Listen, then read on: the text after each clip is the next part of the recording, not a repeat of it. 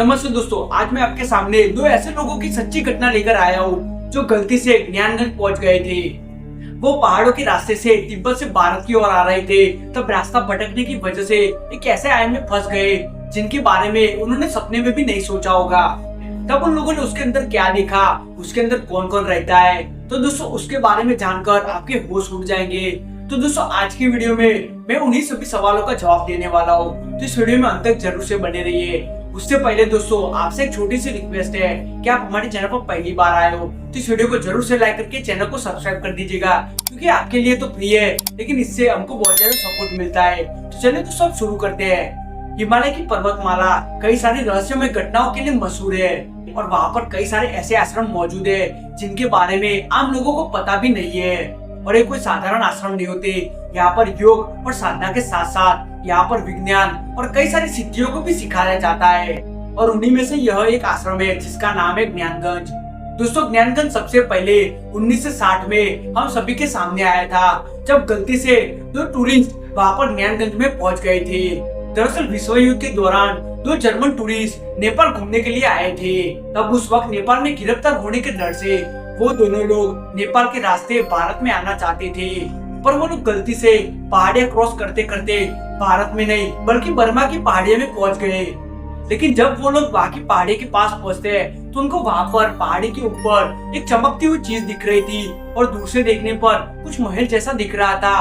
उनको समझ में नहीं आ रहा था कि वो क्या चीज है। तो वो लोग सोचते कि हम वहाँ पर जाकर देखते हैं, क्योंकि वो लोग सोच रहे थे कि हिमालय जैसे विराट प्रदेश में वहाँ पर एक सुंदर महल कहाँ से आ सकता है। लेकिन जब वो लोग वहाँ पर पहुँचे तब उनको पता चला कि यह कोई महल नहीं बल्कि एक आश्रम है, और उनको वहाँ पर दो द्वारपाल दिखे जो उनको अंदर जाने का बोल रहे थे। जैसे ही वो दोनों उस आश्रम के अंदर पहुँचते हैं तो उनके होश उड़ जाते हैं, क्योंकि उसके अंदर 10 से 15 फीट वाले ऊंचे ऊंचे साधु सन्यासी बैठकर वहाँ पर साधना कर रहे थे, और उन लोगों के सामने ये लोग कुछ भी नहीं थे। और वहाँ पर कई सारे मंत्र उच्चारण चल रहे थे, और वहाँ पर कई सारे रूम बने हुए थे जिसमें साइंस की पढ़ाई चल रही थी, और वहाँ पर कई सारे नई चीजों की आविष्कार भी चल रहा था। और ऐसे आविष्कारों को उन लोगों ने आज से पहले ना कभी देखा था और ना कभी कहीं पर सुना था।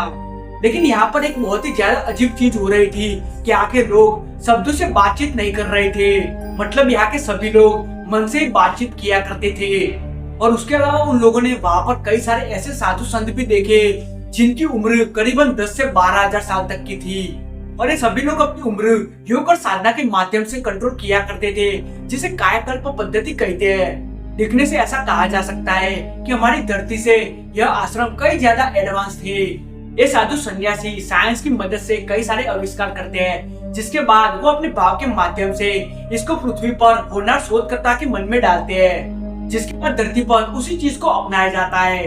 ये दोनों लोग कुछ दिन वहाँ पर रहे, और उसके बाद जब उनका टाइम खत्म हो गया तब उन दोनों को वापस पृथ्वी पर भेज दिया गया, जिसके बाद उन दोनों ने यह सारी चीज कई सारे लोगों को बताई, जिसके बाद ही हम सभी के सामने यह चीज आई कि हमारी धरती के अलावा भी यहाँ पर कई ऐसी सारी जगह है जिसको आज तक कभी भी नहीं खोजा गया, और वो लोग हमारे से एडवांस जीवन जी रहे।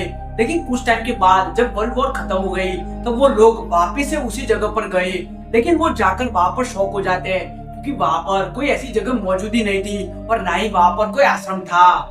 यह देखने के बाद उन लोगों को समझ में नहीं आ रहा था। कुछ दिन पहले ही तो यहाँ पर बड़ा सा आश्रम मौजूद था, लेकिन वो अचानक कहाँ गायब हो गया, जिसके बारे में उन लोगों को समझ में नहीं आ रहा था।